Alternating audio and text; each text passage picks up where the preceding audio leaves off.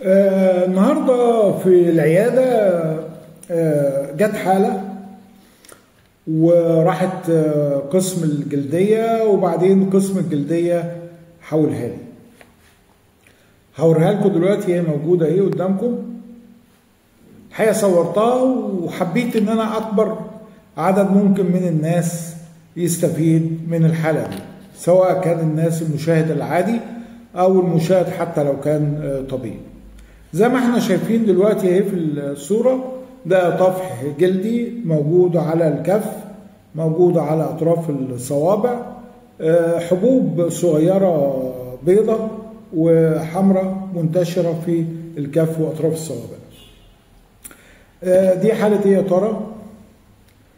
اكتبوا لي كده في واحد كاتب اهو بيقول دي جديري يا دكتور، واضحة جدا. لا للأسف مش جديري خالص. واحد تاني بيقول لي دي حساسية جلدية، برضه للأسف مش حساسية جلدية. أمال ده إيه بالظبط يعني؟ ده مرض جلدي بيسببه فيروس اسمه كوكزاكي فيروس. كوكزاكي فيروس ده بيكون بينتشر، يعني مش منتشر يعني قوي، إنما بيظهر في الأطفال. بيظهر في منطقة الهاند، الإيد، بيظهر في الفوت، بيظهر في الماوس، فعشان كده بنسميه هاند فوت اند ماوس ديزيز، او اختصارا HFMD. ده بيكون طفح جلدي زي ما احنا شايفين، او فقاعات كده موجوده في الكفين، واحيانا بتكون في باطن القدم. هل بيكون مصاحبه اعراض اخرى؟ يعني مثلا حد يقول لي بيبقى فيه ارتفاع في درجه الحراره. مش شرط، يعني ممكن يكون فيه ارتفاع في درجه الحراره متوسط او بسيط، واحيانا برضو يعني ما هيش قاعده يعني ممكن يكون فيه ارتفاع في درجه الحراره بسيط او متوسط او شديد. طبعا زي ما احنا شايفين بيكون القرح اللي موجوده في الفم دي، فهيحصل مش هيعرف ياكل، هيبدا يحصل له فقدان شهيه مش بكيفه، يعني غصب عنه طبعا من القرح الموجوده. المشكله يا جماعه ان هو العدوى بتاعته سريعه الانتشار جدا جدا، وسهل الانتشار بين الاطفال اقل من سن 5 سنوات، اللي بالتالي بينتشر جدا في الحضانات، رياض الاطفال اللي هي دايما بيكون اعمارهم 2 مثلا عامله بتودي اطفالها حضانه، رياض، الحاجات دي كلها 2 3 4 5 دايما بينتشر في الاعمار دي. ليه علاج؟ هو فيروس، فالفيروس ده غالبا ما بيكونش ليه علاج، انما لو في ارتفاع مثلا في درجه الحراره فبديله خافض حراره وبديله مسكن، وممكن بعض الكريمات الملطفه زي الكلاميلا مثلا، كلاميل لوشن او الكلامينا، يعني اي ما تنطقوها، بس مجرد فقط لا غير. طيب يعني اعرف منين مثلا، او دي حته زياده يعني الفرق مثلا بينه وما بين بين التشيكن بوكس او الجديري المائي. الجديري المائي زي ما احنا شايفين او هنشوف في الصور دلوقتي ان هو بيبدا في الحبوب بتاعته بتبدا في الصدر، وبعد كده الظهر، الوجه، وبعدين بينتشر بقى في الجسم. بتكون الحبوب بتاعته اكبر وبيكون فيها ميه. الحكه في حالات الجديري بتكون شديده جدا الحكه بتاعته. طيب ليه ما قلناش مثلا حساسيه جلديه مثلا في حاجه زي كده؟ لان الحساسيه الجلديه برضو زي ما نشوف في احد الصور كده بتكون بتظهر في اي مكان في الجسم. بتكون البطش او البقع بتاعتها حمراء، وبتكون طبعا كبيره، انما ما فيش فيها قرح وما فيش درجه حراره موجوده عند عند المريض، وما بتنتشرش الا في الجلد، في اماكن اي مكان في الجلد، بس بتكون البقعه بتاعتها حمراء وكبيره.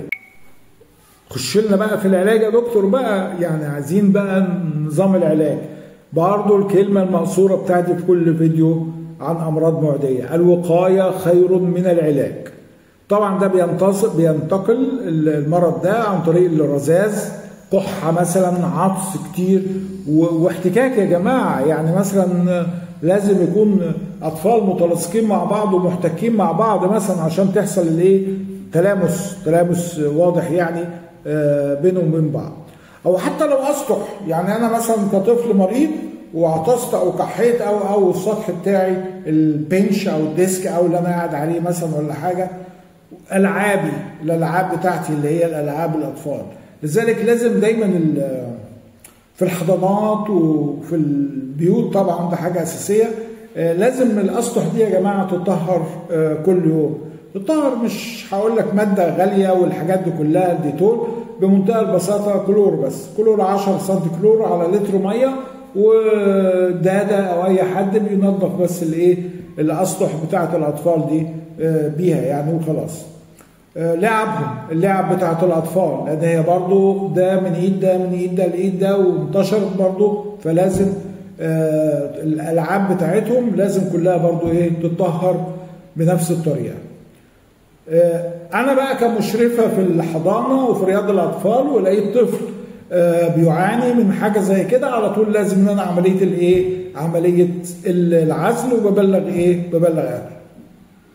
انما علاج معين احنا قلنا خفض الحراره ومسكن، لو طبعا درجه الحراره موجوده، وقست درجه الحراره مش كده يا جماعه، بقيس درجه الحراره بالترمومتر زي ما بقول لكم على طول في كلامي بالترمومتر، اهم حاجه الترمومتر. طبعا هو بيكون مش عارف ياكل كويس، فبديله سوائل بكثره عشان درجه الحراره وعدم الاكل هيدخله جفاف، فلازم اديله سوائل على قد ما اقدر، واديله اكل طري يعني زي مهلبيه، رز بلبن، جيلي، الحاجات اللي هي اللي هي تتبلع على طول دي، ما يقعدش يندغ فيها او يجد يحرك كل فمه فيها يعني. الاكل برضو يكون بارد، الاكل السخن بيقلم القرح شويه، ما يكونش فيه حمضيات، يعني ما اديلوش مثلا عصير برتقال او ليمون مثلا ولا حاجه، لا اديله حاجات تانية خالص غير الاثنين دول.